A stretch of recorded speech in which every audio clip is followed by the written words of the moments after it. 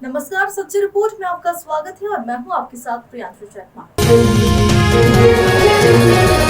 राज्य मंत्री हीरालाल नागर ने जिला कार्यालय पर मीडिया से रूबरू होते हुए कहा कि प्रधानमंत्री नरेंद्र मोदी के नेतृत्व वाली केंद्र सरकार ने 15 वर्षों में देश में एक उत्साह का माहौल बनाकर मिसाल कायम की है। भाजपा ने अपने सभी एजेंडे पूरे किए हैं, चाहे वह धारा 370 हो या राम मंदिर निर्माण। आगामी लोकसभा चुनाव में भारतीय जनता पार्टी 400 से ज्यादा सीट के लक्ष्य को पूरा करते हुए राजस्थान की भी सभी 25 सीटों पर जीत की परंपरा को कायम रखेगी। भीलवाड़ा लोकसभा क्षेत्र में भी मतदाता भाजपा पर अपना पूर्ण विश्वास जताते आए हैं। इस बार यहां भी भाजपा सर्वाधिक मतों से जीत का रिकॉर्ड बनाएगी। उन्होंने कहा है कि कांग्रेस पार्टी से जनता के साथ साथ उन्हीं के नेताओं और कार्यकर्ताओं का भरोसा उठ चुका है। राज्य में भाजपा की सरकार बनने के बाद गंभीरता के साथ कोयले की आपूर्ति को नियमित करने के सकारात्मक प्रयास प्रारंभ कर दिए गए हैं और जल्द ही इसके सुखद परिणाम देखने को मिलेंगे। भीलवाड़ा के उद्योग जगत को नियमित बिजली आपूर्ति के प्रश्न पर उन्होंने कहा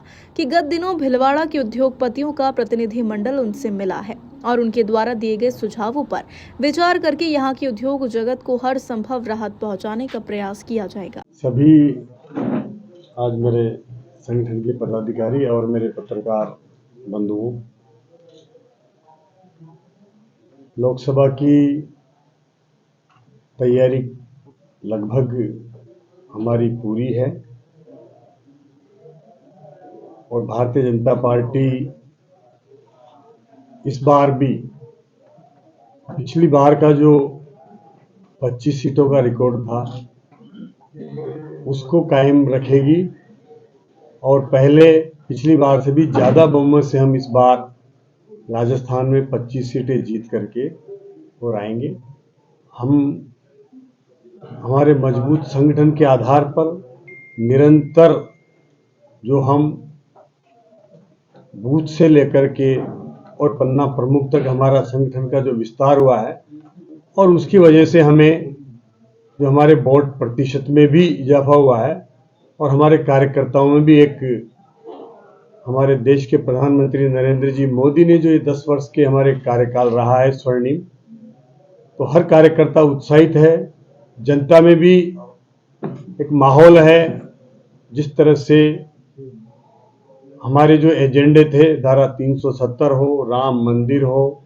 ये सब एजेंडे पूरे हुए हैं और हमारा देश आज तो निश्चित रूप से आज पूरे देश में भारतीय जनता पार्टी के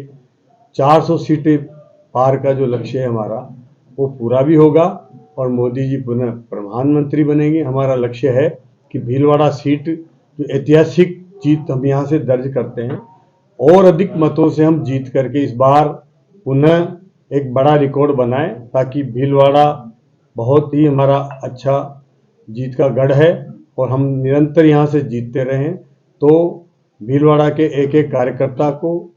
इस चुनाव में बूथ से लेकर के और संगठन में जो भी दायित्व मिला है उन सबको सक्रिय करके और यहाँ से एक बहुत बड़ी जीत हमारी भीलवाड़ा से हो। मुझे जो जिम्मेदारी मिली है, ये निरंतर मैं यहाँ प्रवास के माध्यम से कार्यकर्ताओं से संपर्क के माध्यम से और सभी कार्यकर्ताओं को एकजुट होकर के और समन्वय करके हम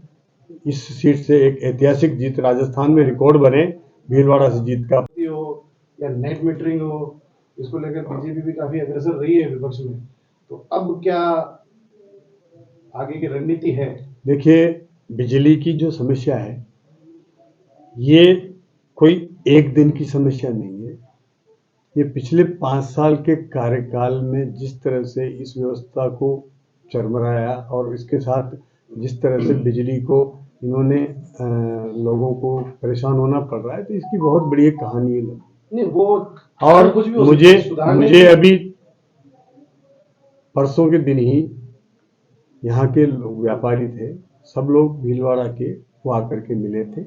उनसे चर्चा हुई है। उन्होंने सुझाव दिए हैं कि हम भीलवाड़ा की जितनी भी हमारी कॉटन मिल हैं उनमें निरंतर बिजली की आवश्यकता होती है, कैसे उनके निरंतर मिले। कुछ सुझाव हैं, उनका परीक्षण भी करवाएंगे और उनको निश्चित रूप से जो भी संभव होगा वो प्रयास करेंगे कि हमारा ये उद्योग फले फूले, इनको निरंतर बिजली मिले। और कोई उनमें अच्छे सुझाव होंगे उनको भी मान करके ये चाहेंगे कि हमारे यहाँ की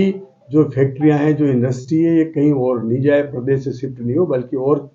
इन्वेस्टर हमारे यहाँ आवे, ऐसा माहौल बना करके। और बिजली को आने वाले 2 से 3 साल में मैं समझता हूँ कि हम यहाँ बिजली को ऐसी व्यवस्था करेंगे कि हमारे यहाँ बिजली की ना तो कमी रहेगी और न कभी पावर कट और कोई लोड शेडिंग का दिक्कत आने वाली है। कि हम